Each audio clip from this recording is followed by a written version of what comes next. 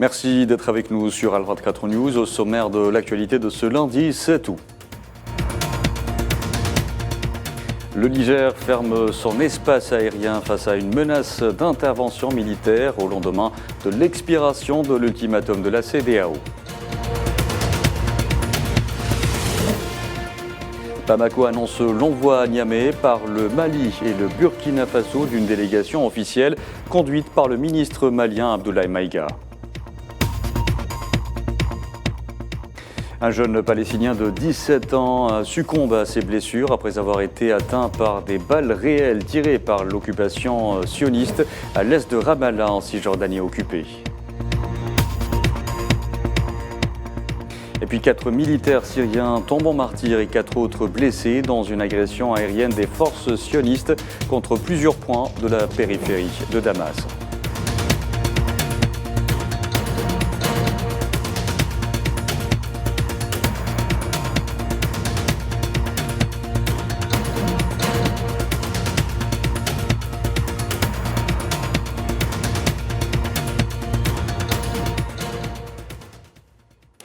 Bonjour à tous. Y aura-t-il intervention militaire au Niger? C'est la question que tout le monde se pose après l'expiration hier de l'ultimatum de la CEDEAO lancé au lendemain du coup d'État opéré dans ce pays. Le Niger a annoncé ce dimanche la fermeture de son espace aérien face à une menace d'intervention, selon le Conseil national de la sauvegarde de la patrie qui a renversé le président Mohamed Bazoum. Face à la menace d'intervention qui se précise à travers la préparation à partir d'un pays voisin, l'espace aérien nigérien est fermé à compter de ce jour, dimanche 6 août 2023, pour tous les aéronefs jusqu'à nouvel ordre. Toute tentative de violation de l'espace aérien national fera l'objet d'une riposte énergique et instantanée. Et pour le porte-parole du CNSP, une intervention militaire serait en préparation. Il a notamment mis en garde contre toute ingérence étrangère qui aurait de lourdes conséquences pour l'ensemble de la sous-région. Des informations concordantes actuellement en sa possession indiquent que des forces d'une puissance étrangère s'apprêtent à agresser le Niger et son peuple, en coordination avec la CEDEAO et des groupes armés terroristes. Le Conseil national pour la sauvegarde de la patrie met en garde la CEDEAO à la solde de cette puissance étrangère contre toute ingérence dans les affaires intérieures du Niger, ainsi que les conséquences désastreuses de cette aventure militaire sur la sécurité de notre sous-région, sa stabilité et l'unité de notre communauté. Et dénonçant une guerre par procuration en préparation au Niger, le CNSP a mis en garde tout État participant à cette éventuelle action militaire et qui serait dans ce cas considéré comme belligérant. Malgré la désapprobation des populations nigériennes et celle de la CEDEAO d'une quelconque intervention militaire au Niger, la planification de cette guerre a été effectuée. Un prédéploiement des forces devant participer à cette guerre est entamé dans 2 pays de l'Afrique centrale. Le CNSP suit avec attention les préparatifs de cette guerre par procuration, pour laquelle le mandat de la CEDEAO était juste un quitus nécessaire. Le CNSP prend à témoin l'opinion nationale et internationale et affirme que tout État à partir duquel une action militaire est dirigée contre le Niger sera considéré comme co-belligérant. Et je vous disais en titre, Bamako a annoncé ce lundi l'envoi à Niamey par le Mali et le Burkina Faso d'une délégation officielle. Cette délégation commune est conduite par le ministre malien Abdoulaye Maïga. Pour rappel, ces 2 pays membres de la CEDEAO ont averti il y a une semaine que toute intervention militaire contre le Niger serait considérée comme une déclaration de guerre contre eux. Et face aux pressions de l'Occident et de la CEDEAO, des milliers de partisans du coup d'État au Niger se sont rassemblés à Niamey avant la fin de l'ultimatum ouest-africain, une véritable démonstration de force. Mohamed Wali Ben Chaban.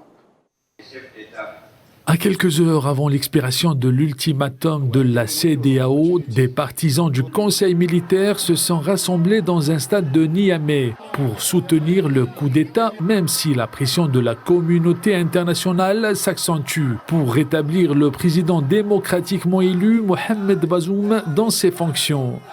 Les militaires ne cèdent pas à la pression et gagnent de plus en plus le soutien du peuple face à ce qu'ils appellent le plan machiavélique de la CEDEAO et l'Occident.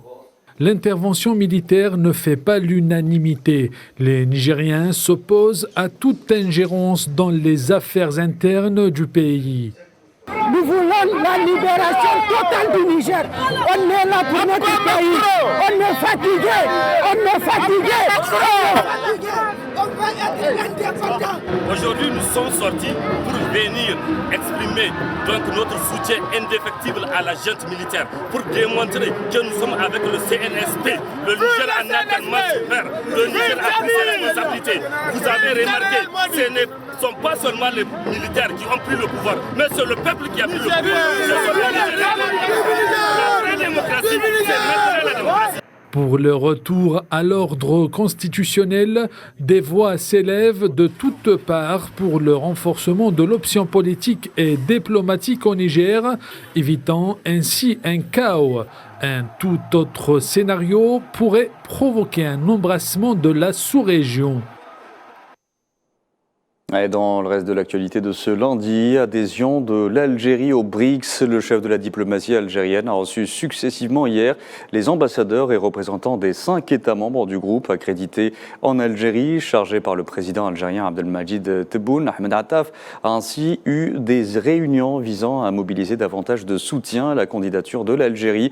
Le ministre des Affaires étrangères algérien a mis en avant la contribution qualitative de l'Algérie à l'activité de ce groupe en faveur des objectifs de paix, de sécurité, de développement et de bien-être au double plan régional et international.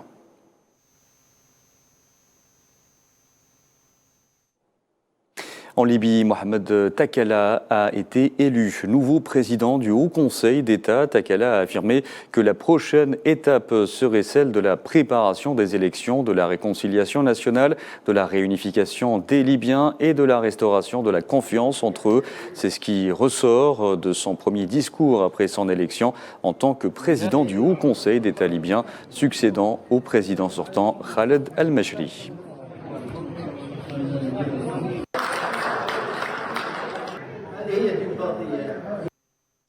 Les violences en cours en Amhara entravent l'aide humanitaire dans cette région du nord de l'Éthiopie. Une situation déplorée par l'OMS qui a appelé à la paix et demandé un accès ininterrompu à ces zones. Ces affrontements entre combattants locaux et armés interviennent seulement 9 mois après la fin d'un conflit dévastateur dans la région voisine du Tigré.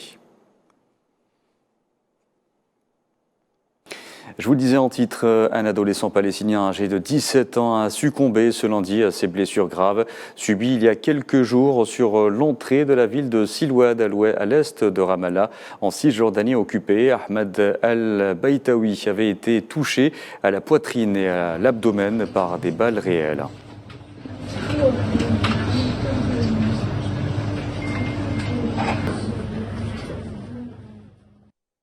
Violence et provocation rythment le quotidien des Palestiniens. Des dizaines de colons ont pris d'assaut une fois de plus ce matin les esplanades de la mosquée Al-Aqsa sous haute protection des forces de l'occupation sioniste pratiquant des rituels talmudiques.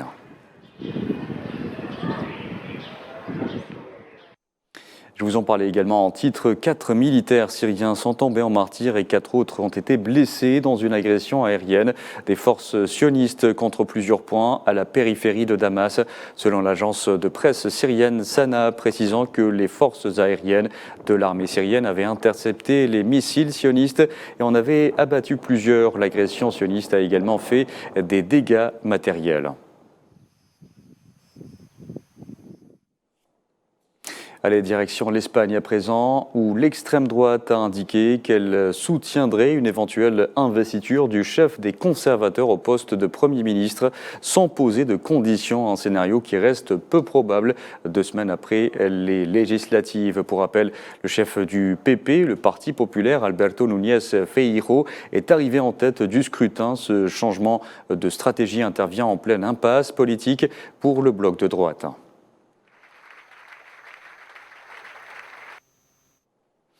Et la Russie a affirmé que ses forces avaient touché davantage de cibles ukrainiennes et repoussé des attaques dans plusieurs directions, tandis que l'Ukraine a déclaré avoir lancé de multiples frappes aériennes et bombardements sur des positions russes. Selon des informations officielles des deux pays, le ministère russe de la Défense a publié un rapport de bataille indiquant que l'armée russe avait utilisé des armes de haute précision pour mener une série de frappes par des lancements maritimes et aériens sur les bases de l'armée de l'air ukrainienne, atteignant leurs objectifs prédéfinis. Dans l'actualité également, le chef de la politique étrangère de l'Union européenne, Josep Borrell, a fait part dans un message sur X, ex-Twitter, de son souhait, ainsi que celui du ministre chinois des Affaires étrangères, Wang Yi, de renforcer les relations Union européenne-Chine après un entretien téléphonique avec le ministre chinois des Affaires étrangères.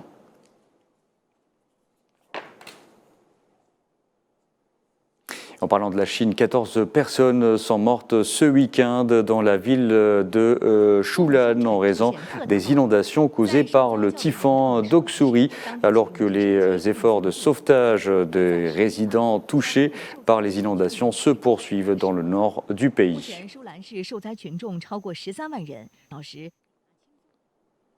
Et l'équipe juridique de l'ancien Premier ministre pakistanais Imran Khan a tenté ce lundi de contester sa condamnation à 3 ans de prison pour corruption qui l'empêche de se présenter aux élections nationales. Imran Khan, qui souhaitait se présenter aux élections prévues d'ici la fin de l'année après avoir été chassé du pouvoir par une motion de censure en avril 2022, a été condamné samedi par un tribunal et aussitôt arrêté à son domicile.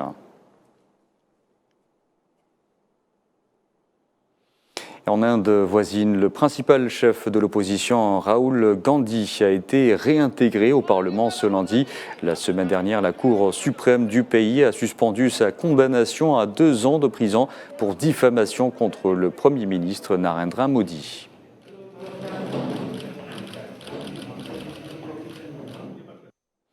Le roi du Cambodge a officiellement nommé Hun Manet au poste de Premier ministre ce lundi, succédant à son père Hun Sen, qui a dirigé le pays pendant 38 ans. Reste maintenant à Hun Manet et à son gouvernement la formalité d'obtenir le 22 août prochain un vote de confiance au Parlement dominé par le parti au pouvoir.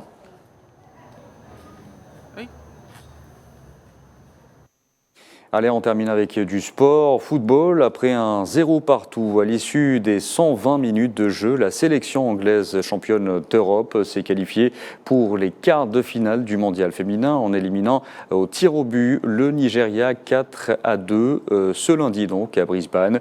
Les Anglaises affronteront en quart de finale le vainqueur du match entre la Colombie et la Jamaïque prévu demain. La seconde affiche de la journée se joue plutôt en ce moment même entre l'Australie, pays hôte, et le Danemark à Sydney.